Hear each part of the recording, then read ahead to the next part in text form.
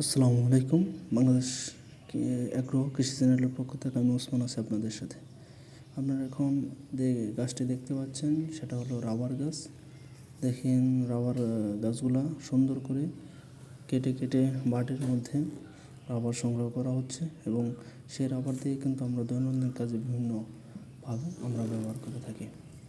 Rubber গাছ অত্যন্ত সুদীর্ঘ লাভজনক একটি গাছ, যেটি দ্বারা দৈনন্দিন আমাদের নিত্য প্রয়োজনীয় সকল প্রয়োজন মেটানো হয়।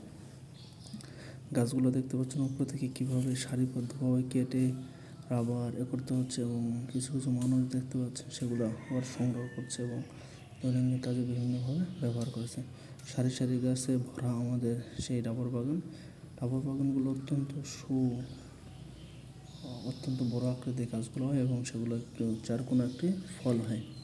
আপনারা প্রথমে দেখতে পাচ্ছেন যে সেগুলা ফুলের বীজগুলা কেমন হয় এবং সারি সারি রাবার বাগানে ঘেরা সেই রাবারে আপনারা দেখতে পাচ্ছেন। আর দেখেন উপর থেকে কীভাবে কেটে কেটে নিচের দিকে আনা হয়েছে এবং এগুলো সংগ্রহ করা হয়েছে।